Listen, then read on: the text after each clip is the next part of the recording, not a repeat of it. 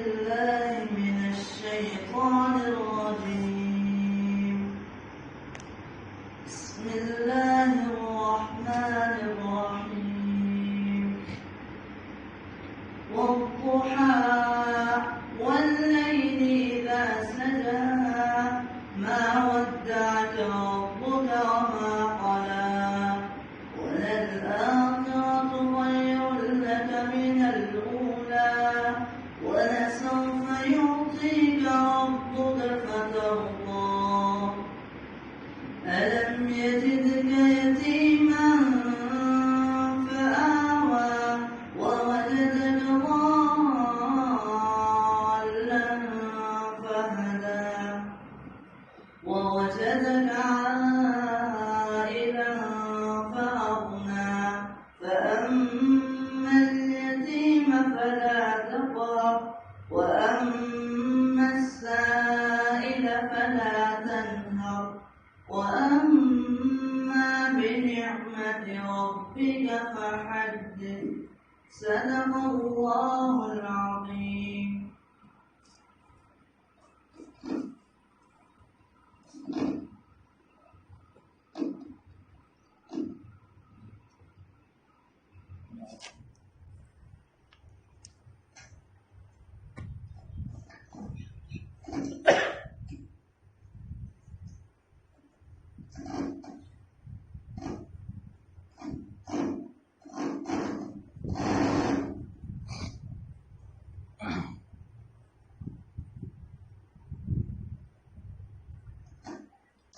بسم اللہ الرحمن الرحیم.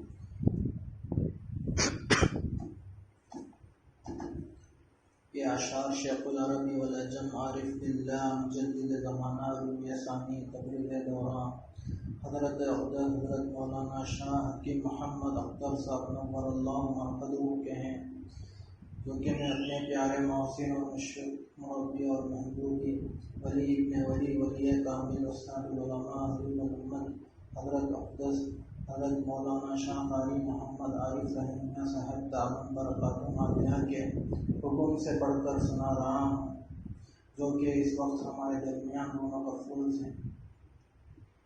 ان اشعار کا عنوان ہے زندگی میری پابند سنت رہے، زندگی میری پابند سنت رہے۔ بس میرے دل میں تیری محبت رہے، زندگی میری پابند سنت رہے۔ بس میرے دل میں تیری محبت رہے، زندگی میری پابند سنت رہے۔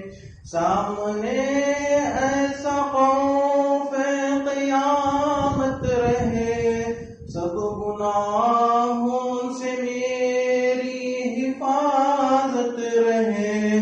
سامنے ایسا خوف قیامت رہے، سب گناہوں سے میری حفاظت رہے۔ میں جہاں بھی رہوں، جس فضا میں رہوں، میرا تقوی ہمیشہ سلامت رہے۔ میں جہاں بھی رہوں، جس فضا میں رہوں، میری تقوی ہمیشہ سلامت رہے۔ ساری دنیا ہی سے مجھ کو نفرت رہے، بس تیرے نام کی دل میں لذت رہے۔ ساری دنیا ہی سے مجھ کو نفرت رہے، بس تیرے نام کی دل میں لذت رہے۔ میرے دل میں تیرا درد الفت رہے، میری دنیائی الفت سلامت رہے۔ میرے دل میں تیرا درد الفت رہے، میری دنیائی الفت سلامت رہے۔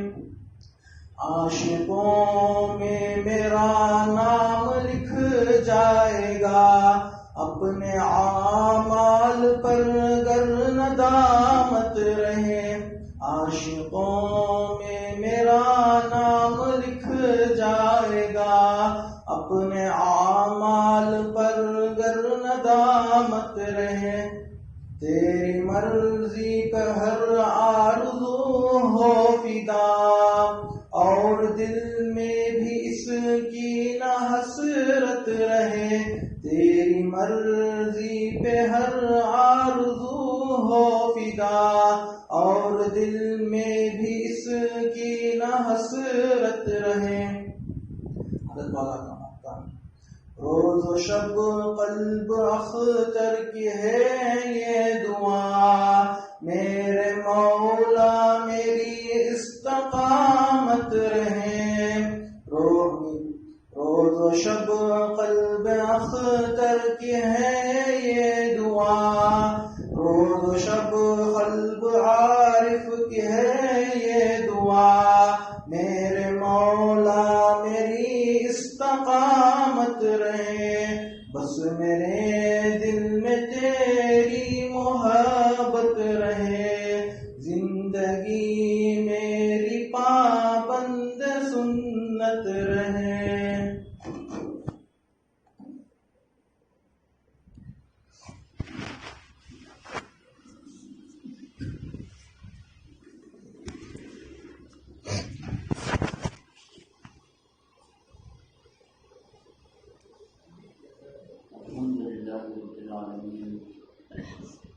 والصلاة والسلام على رسوله سيد المرسلين وعلى آله وصحبه أجمعين. أما بعد فأعوذ بالله من الشيطان الرجيم. بسم الله الرحمن الرحيم.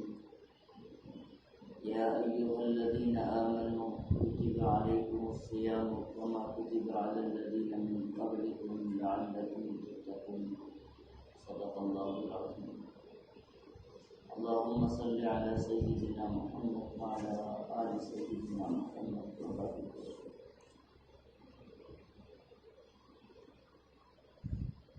حاضرین کرام،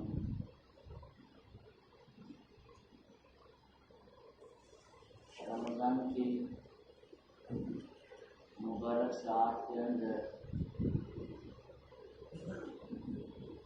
رمضان بھی کے متعلق ذکر ہو، یہ سب سے بڑی چیز ہے۔ اللہ سبحانہ و تعالیٰ نے اس آیت میں ایمان والوں سے خطاب کیا اور انداز میں بڑا پیارا ہے۔ یہ ذات پر ایمان لانا وہ ہمارے ایمان کو قابل قبول سمجھ رہا ہے، اسی وجہ سے اس ایمانی رشتے سے ہمیں بلا رہا ہے۔ یا ایھا الذین آمنوا، اے ایمان والو۔ اس سے بڑی چیز کیا ہو سکتی ہے؟ اللہ تعالیٰ ہمارے ایمان کو مان لے۔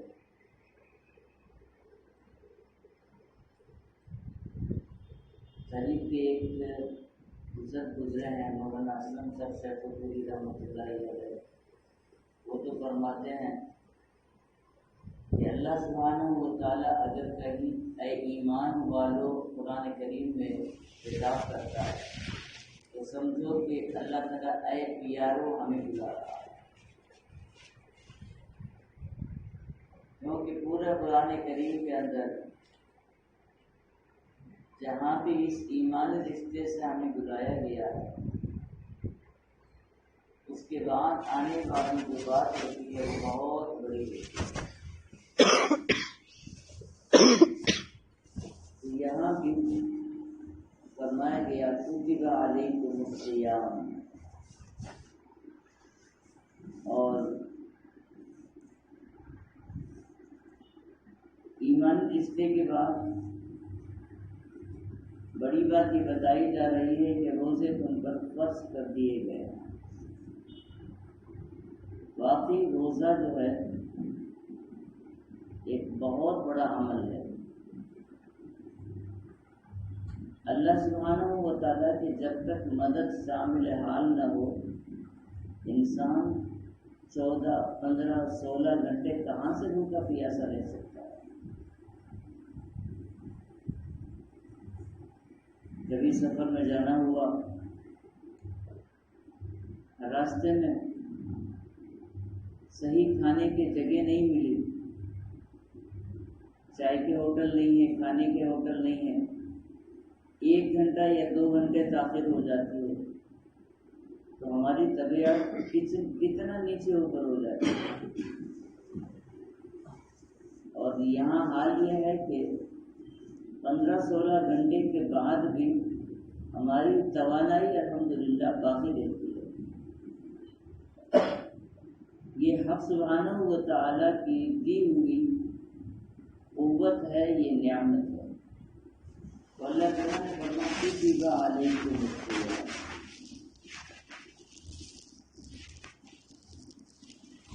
اور صحابہ کرام رضوان اللہ علیہم اجمعین نے ایک مرتبہ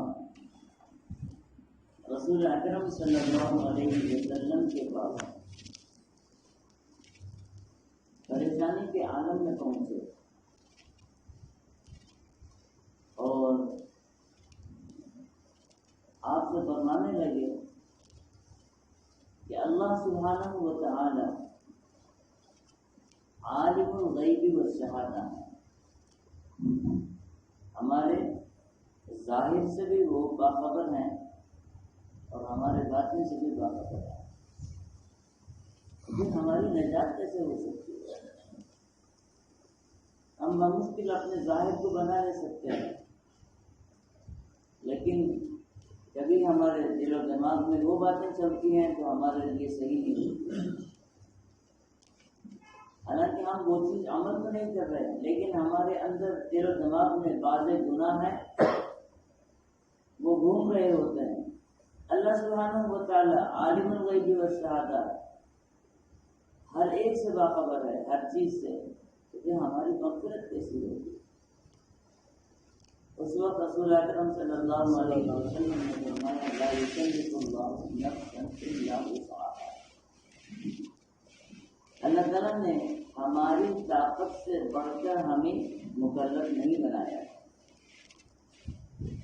جتنی ہم میں قوت ہے، جتنی ہم میں سکت ہے، اتنی ہی اللہ تعالیٰ نے ہمارے اوپر عبادتیں بھی فرض کی ہیں کہ جہاں تک ہم سے ہو وہ عبادتیں ہم کریں، اللہ تعالیٰ ان کو قبول کر لیں گے، اور جن میں ہم مجبور ہو جاتے ہیں ان چیزوں میں اللہ سبحانہ و تعالیٰ ہم کو ثواب نہیں کرے گا، یہ مطلب ہے۔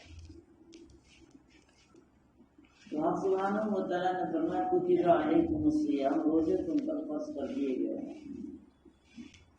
اب روزے فرض ہونے کے بعد انسان سمجھے گا کہ کیا امت محمدیہ پر یہ بہت بڑی عبادت ہے، ہم بھی بھوکے پیاسے رہیں؟ تو فرمایا کما کتب علی الذین من قبلکم، تم سے پہلے جتنی امتیں آئی ہیں انہیں بھی یہ روزے والی عبادت، اگرچہ باقاعدہ رمضان کی شکل میں نہیں، لیکن روزے والی عبادت یہ پہلے سے فرض تھی۔ سیدنا داؤد علیہ السلام کے مطابق ہے کہ آپ ایک دن افطاری کرتے تھے، ایک دن سحری کرتے تھے، سال بھر کا معمول ہوتا تھا، صوم داؤدی اس کو کہتے ہیں، ہر دوسرے دن کا روزہ ہوتا تھا سال بھر۔ تو انبیاء کا بھی یہ محبوب عمل رہا اور امتوں پر بھی اس عمل کو بس قرار دیا گیا۔ اب اس کی فرضیت سے اللہ تعالیٰ ہم سے کیا مانگ رہے ہیں؟ فرمایا لعلکم تتقون، تمہارے اندر تقویٰ پیدا ہو جائے۔ اب ابھی ہمارے روز و شب کے صباحی و مسائی جتنے بھی عمل ہیں، ہماری نمازیں، ہمارے ذکر و اذکار، ہمارے مجاہدے، یہ جتنی بھی چیزیں ہیں یہ سب کس لیے؟ وہی تقویٰ پیدا ہونے کے لیے۔ یہ تقویٰ اگر پیدا ہو جائے تو انسان ہر گناہ سے بچ جاتا ہے، اور تقویٰ نام ہے حضور قلبی کا۔ بندہ ہر وقت یہ سوچے کہ اللہ کی نظر سے میں ہٹا ہوا نہیں ہوں، اللہ مجھے دیکھ رہا ہے، اور میں نیکی کرتا ہوں تو بھی دیکھ رہا ہے، گناہ کرتا ہوں تو بھی دیکھ رہا ہے۔ تو نیکی کرتے ہوئے بندے کو احساس جاگ جاتا ہے، اور گناہ کرتے ہوئے حیا غالب آ جاتی ہے، تو اس کا نام تقویٰ ہے۔ اور یہ چیز سیرابی میں حاصل نہیں ہو سکتی ہے، بھوک و پیاس سے حاصل ہو سکتی ہے۔ انسان بھوک و پیاس کو برداشت کرے تب جا کے تقویٰ پیدا ہوگا۔ حضرت ابی بن کعب رضی اللہ تعالی عنہ سے پوچھا گیا تقویٰ کس کو کہتے ہیں؟ تو حضرت ابی بن کعب رضی اللہ تعالی عنہ نے فرمایا کہ تم کانٹوں بھری وادی میں کبھی چلے ہو؟ کہا کہ ہاں چلے ہیں۔ ورنہ کیسے چلتے ہیں؟ کپڑے سمیٹ کر، دامن بچا بچا کر کہ کہیں کپڑا لگ نہ جائے، کانٹوں میں لگ کر پھٹ نہ جائے، کہیں بدن کو نہ لگے اور بدن زخمی نہ ہو جائے، ایسے دیکھ دیکھ کر سنبھل سنبھل سے چلتے ہیں۔ ایسے زندگی گزارنے کا نام تقویٰ ہے۔ کیونکہ زندگی ایک ہوتی ہے منمانی، اور ایک زندگی ہے ایمانی اور عرفانی۔ منمانی زندگی جو ہے وہ غفلتوں والی زندگی ہے، انسان جیسے چاہے ویسے زندگی گزارنا چاہتا ہے، لیکن یہ منمانی نہیں ہے بلکہ دوسرا نام حیوانی زندگی ہے۔ پھر ہم میں اور جانوروں میں کیا فرق رہا؟ وہ بھی صبح اٹھتے ہیں، کھانے پینے میں ان کا پورا دن نکل جاتا ہے، کھاتے ہیں پیتے ہیں، مالک کے حکم سے بڑی بڑی مشقتیں بوجھ اٹھاتے ہیں، شام ہو جاتی ہے، اور ہمارا بھی دن یوں ہی نکل جائے تو پھر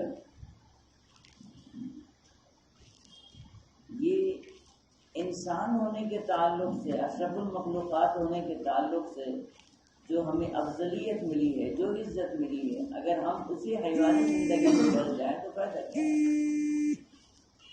ایمانی اور عرفانی زندگی یہ ہے کہ قرآن اور رسول اکرم صلی اللہ علیہ وسلم کی تعلیمات کے موافق زندگی گزارنے کا نام ایمانی زندگی جو ہے، عرفانی زندگی ہے۔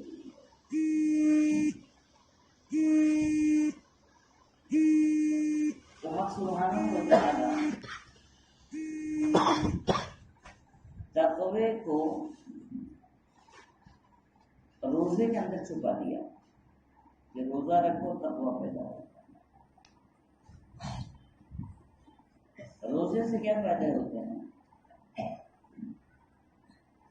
روزے سے انسان کے اندر مواصلات کا سبق ہوتا ہے، صبر کا سبق ملتا ہے، برادری اور غمخواری کا سبق ملتا ہے۔ انسان روزہ رکھ کر صبر کا سبق ایسے حاصل کرتا ہے کہ میں کھا سکتا ہوں، پی سکتا ہوں، اپنی خواہشات کا استعمال کر سکتا ہوں، لیکن روزے سے مجھے رکنا ہے۔ تو 14-15 گھنٹے جو رکتا ہے، اس سے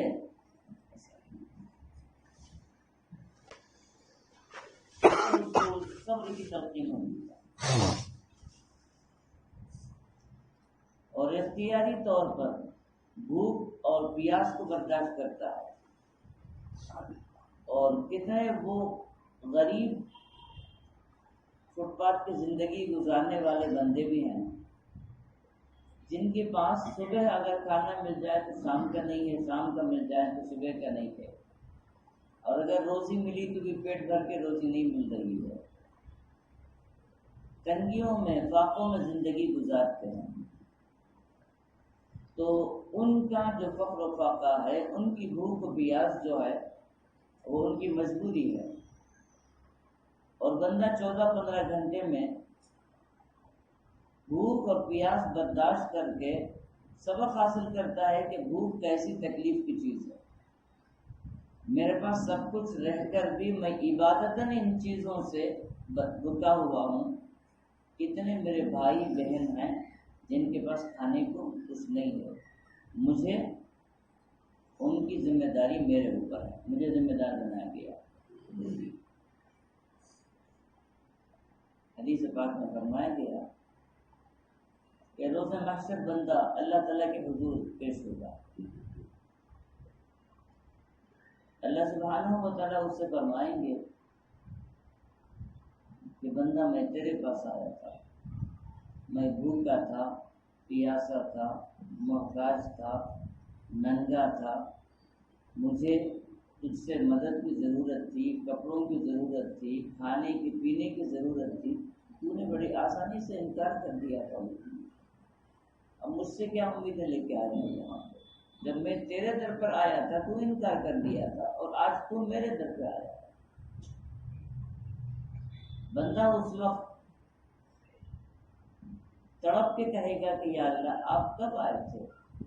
آپ کی ذات تو منزہ ہے، مبرہ ہے، ایسے عیب سے پاک ذات ہے، آپ کو کب ان چیزوں کی ضرورت ہے؟ اور اگر آپ مجھ سے مانتے تو میں کب آپ سے انکار کرتا؟ اللہ سبحانہ و تعالیٰ اس وقت فرمائیں گے جو محتاج تیرے در پہ آئے تھے اس کی شکل میں ہی آیا تھا، جو بھوکا پیاسا آیا تھا اصل میں وہ میرا پیغام آیا تھا، میری طرف سے ایک امتحان تھا۔ جو ننگا آیا تھا جسے کپڑوں کی ضرورت تھی، تو نے اپنے غرور و تکبر میں اس کی طرف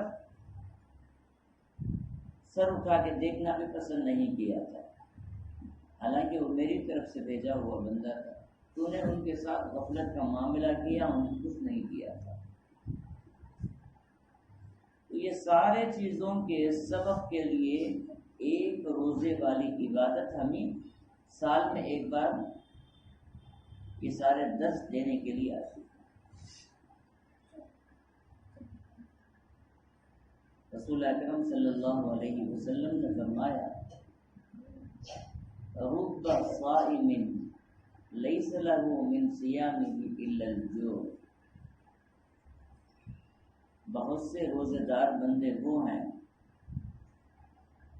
جنہیں روزے سے سوائے بھوک کے اور کوئی چیز حاصل نہیں ہو سکتی، صبح سے شام تک بھوک و پیاس برداشت کرتے رہ گئے، ان کے اندر نہ دین پیدا ہوا، نہ تبدیلی پیدا ہوئی، نہ ان کے اندر خوف پیدا ہوا، نہ تقویٰ، کوئی چیز نہیں، بس دوسروں کی دیکھا دیکھی صبح سے شام تک بھوک و پیاس کو برداشت کیے، نہ ان کا دماغ صحیح رہا، نہ ان کی زبان صحیح چل سکی، نہ ان کا دیکھنا اوڑھنا بسونا بچھونا کوئی چیز صحیح نہیں تھی، صرف بھوک۔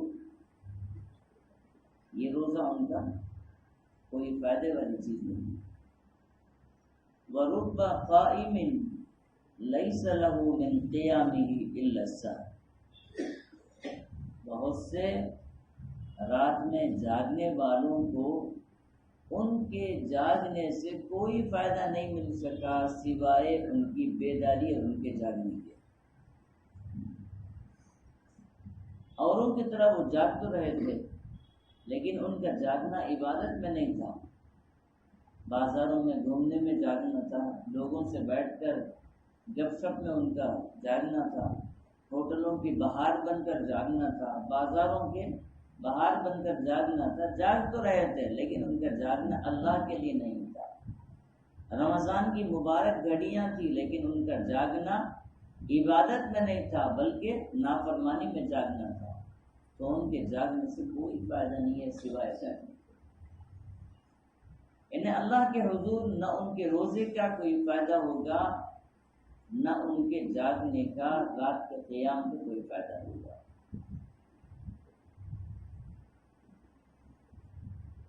رسول اکرم صلی اللہ علیہ وسلم کے زمانے میں بعض واقعات ایسے بھی ہوئے ہیں جو آپ علیہ السلام کے زمانے میں ہم سوچ بھی نہیں سکتے ہیں، صحابہ سے ویسے چیزیں ہم تصور بھی نہیں کر سکتے ہیں۔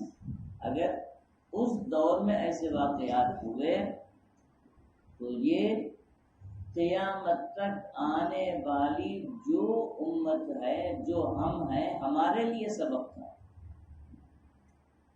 جیسے آپ علیہ السلام نماز میں سہو فرماتے ہیں تو آپ سے سہو ہم سوچ بھی نہیں سکتے ہیں، یہ سہو قیامت تک آنے والوں کے لیے مسئلہ بتانا تھا۔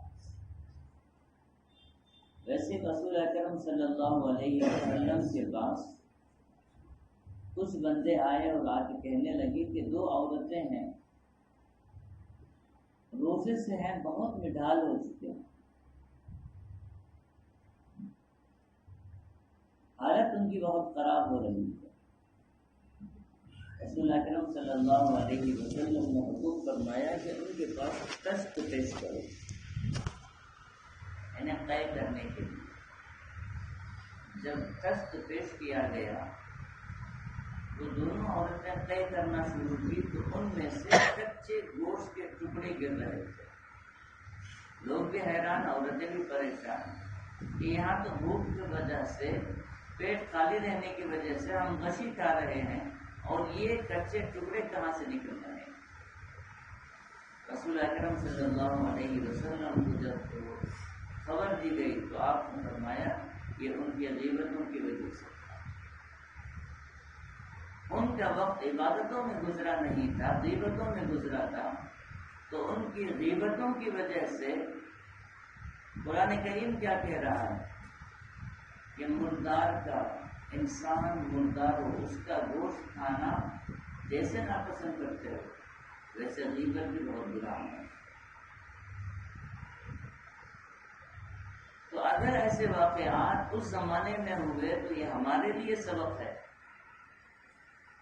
آج ہم دیکھیں صبح سے شام تک ہمارے روزے کیسے گزر رہے ہیں۔ اللہ والوں کا حال تو یہ تھا کہ رمضان کا بڑا خصوصیت کے ساتھ اہتمام فرماتے تھے۔ رمضان میں کسی سے ملنا جلنا بھی نہیں چاہتے تھے۔ قریب کے بزرگ گزرے ہیں مولانا عبد القادر رائے پوری رحمۃ اللہ علیہ، ان کے متعلق ہے کہ خانقاہ میں تو لوگوں کا وجود رہتا تھا، لیکن جیسے رمضان آ جاتا حضرت جو ہے سب سے ملاقات فرماتے اور فرماتے کہ بھائی اگر زندگی باقی ہو تو رمضان کے بعد انشاءاللہ ملاقات کریں گے۔ یہ میرے لیے اپنی زندگی بنانے کا مہینہ ہے، میں اس میں کسی اور سے ملاقات نہیں کروں گا۔ حالانکہ رمضان آ جائے تو ہم عبادت کرتے کم ہیں، سنتے زیادہ ہیں۔ یہاں تفسیر حدیث ہو رہی ہے، وہاں تفسیر قرآن ہو رہا ہے، وہاں نصیحتیں ہو رہی ہیں، وہاں بیانات ہو رہے ہیں۔ یہ سننے کا مہینہ نہیں ہے، عمل کرنے کا مہینہ ہے۔ سال بھر جو سنتے ہیں وہ اس مہینے میں عمل کرنا ہے۔ اگر اس مہینے میں بھی ہم سنتے رہ جائیں گے تو عمل کب کریں گے؟ تو مولانا عبد القادر صاحب رائے پوری رحمۃ اللہ علیہ کے متعلق ہے کہ سب سے ملاقات فرما لیتے اور اپنا جو خاص کمرہ ہے اس کمرے میں داخل ہو جاتے اور ایک خادم کو بلا کے اس کے حوالے ایک تھیلا کر دیتے اور فرماتے کہ بھائی رمضان میں جتنے خطوط آئیں گے، جتنے خط آئیں گے وہ سب کے سب اس میں ڈال دیں۔ زندگی باقی ہے تو رمضان کی بات کھولیں گے اور ہر سب کا جواب دیں گے انشاءاللہ۔ سوائے عبادت، مناجات اور مجاہدوں کے رمضان میں کوئی اور عمل ہوگا نہیں۔ تو ایک وہ بزرگان دین کا رمضان تھا اور ایک ہمارا رمضان قبل میں گزرا۔ لعلکم تتقون والی کیفیت کب پیدا ہوگی ہمارے اندر؟ کیونکہ اللہ والوں نے جیسے رمضان گزارا ہے ان میں سے ایک ذرہ کو ہم گزار کے محبت کا تو اظہار کریں گے کہ ہمیں بھی ان جیسے عمل کرنے کا جذبہ ہے، ہمارے اندر بھی محبت ہے۔ سیدنا ابراہیم علیہ السلام کو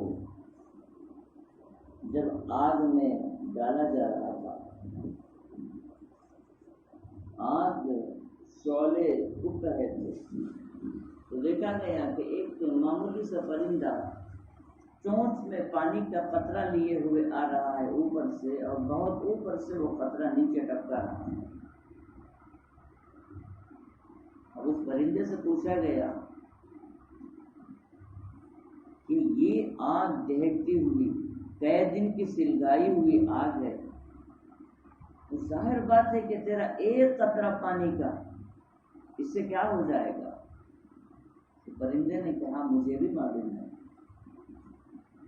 مجھے بھی معلوم ہے کہ اس ایک قطرے سے کچھ بھی ہونے والا نہیں، لیکن میں ثبوت تو دے دیا کہ ابراہیم خلیل اللہ کو آگ میں ڈالا گیا تو مجھ سے جو ہو سکا میں نے محبت کا اظہار ایک قطرے سے تو کیا۔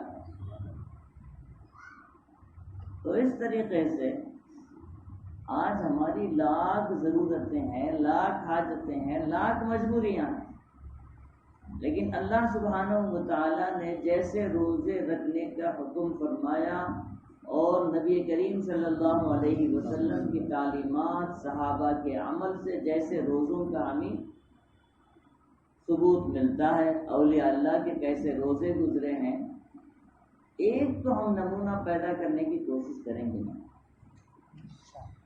کہ ہمارے روزے ویسے ہو جائیں کہ صرف پیٹ کا روزہ نہیں، زبان بھی ہماری خاموش۔ نبی کریم صلی اللہ علیہ وسلم نے فرمایا مومن کی شان یہ ہے کہ جب روزے سے رہتا ہے کوئی جھگڑا کرنے کے لیے بھی آتا ہے تو جواب نہیں دیتا، کہتا ہے کہ ان میں صائم، میں روزے دار ہوں، میں روزے دار ہوں، میں بات نہیں کر سکتا۔ عموماً روزے میں سب کے پارے چڑھے ہوئے ہوتے، سارے مساجد میں جو فسادات ہوتے رمضان ہی کے اندر ہوتے کہ روزے ہم رکھتے ہیں، احسان سب پہ جتاتے ہیں کہ میں روزہ رکھتا ہوں، حالانکہ ہمیں دین جو سبق دے رہا ہے روزے میں پورے طریقے سے کول ہو جانا ہے، ٹھنڈا ہو جانا ہے، اس ایک چیز کی تربیت کے لیے ہمیں بھوکا پیاسا رکھا گیا، اور ہم اس بھوکے پیاسے رہنے میں شیطانیت کو اور بھی ظاہر کرنا، گھر کے اندر جاتے ہیں تو بیوی پر گرم ہوتے ہیں، بچوں پہ گرم ہو رہے ہیں، کیوں؟ میں روزے سے بھائی روزہ ہم اپنے لیے رکھے ہیں یا دوسروں کے احسان جتانے کے؟ لعلکم تتقون، یہ حضور قلبی والی جو کیفیت ہے یہ کوئی معمولی چیز نہیں ہے، اس کے لیے بہت ہی پاپڑ بیلنے ہیں، اس کے لیے بہت ہی کوششوں کے بعد مجاہدے کرنے ہیں، مشقت کرنے ہیں، اس کے بعد جب جا کر یہ تقوی والی کیفیت حاصل ہو سکتی ہے۔ جتنی عبادتیں ہیں وہ ساری عبادتیں ظاہر ہیں، سامنے ہیں، لیکن ساری عبادتوں کی جو روح ہے وہ عبادت چھپی ہوئی ہے۔ رسول اکرم صلی اللہ علیہ وسلم نے اپنے سینے اثر کی طرف اشارہ فرماتے ہوئے فرمایا تقویٰ ہاہنا، تقویٰ یہاں اندر چھپا ہوتا ہے۔ انسان کے جب صبر کے مراحل آتے ہیں تب جا کے معلوم ہوتا ہے کہ یہ متقی ہے یا متقی نہیں ہے، روزے دار رہتا ہے تب جا کے امتحان ہوتا ہے، معلوم ہوتا ہے کہ یہ روزے دار ہے یا نہیں ہے۔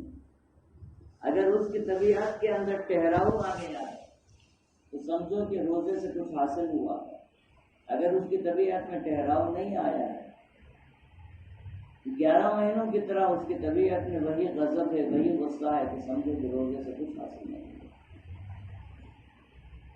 اب اللہ سبحانہ و تعالیٰ کے خاطر ہم بھوک و پیاس برداشت کرتے ہیں